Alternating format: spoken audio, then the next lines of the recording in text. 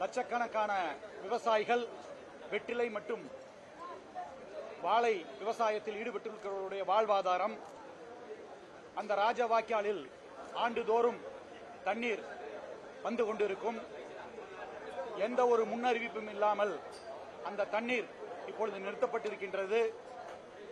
அந்த பகுதியின் விவசாயிகள், அந்த பகுதியினுடைய முன்னாள் சட்டமன்ற பரமத்தி வேலூர் முன்னாள் சட்டமன்ற உறுப்பினர், திராவிட முன்னேற்ற கழகத்தின் அருமை சகோதரர் கே.எஸ். மூர்த்தி அவர்களும், கொங்குநாடு மக்கள் தேசிய கட்சியின் பொதுச் செயலாளர் ஈஆர் ஈஸ்வரன் அவர்களும் கேட்டுக் கொண்டதற்கிணங்க கவன ஈர்ப்பு தீர்மானம் கொடுப்பதற்காக சபாநாயகர் அவர்களை சந்திக்க சென்றேன். அங்கிருந்த நம்முடைய அமைச்சர்,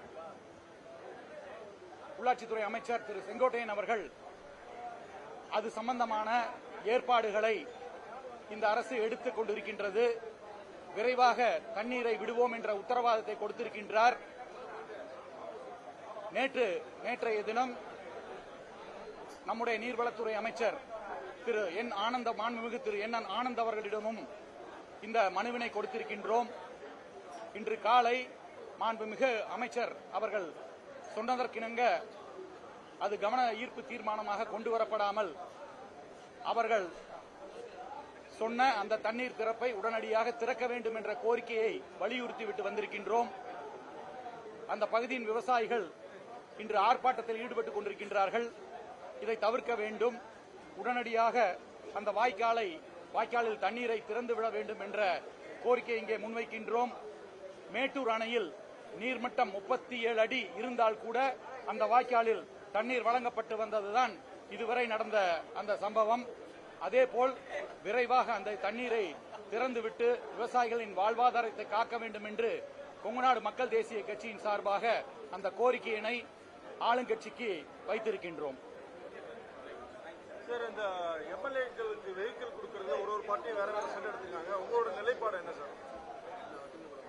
இன்று காலை எங்களுடைய பொதுச் செயலாளர் அண்ணன் ஈஆர் ஈஸ்வரன் அவருடைய ஆலோசனையின் பேரில் சட்டமன்ற உறுப்பினர்கள் அனைவருக்கும் வாகனம் வழங்க வேண்டும் என்ற அந்த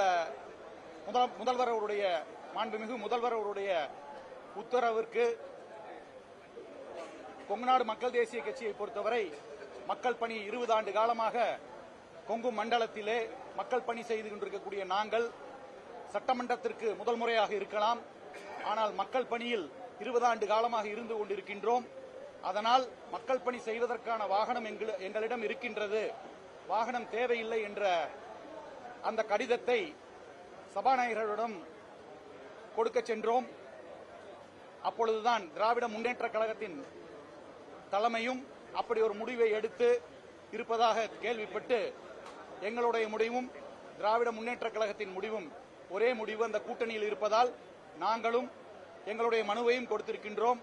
திராவிட முன்னேற்ற கழகத்தின் மனுவிலும் கையெழுத்திட்டு கொடுத்திருக்கின்றோம்.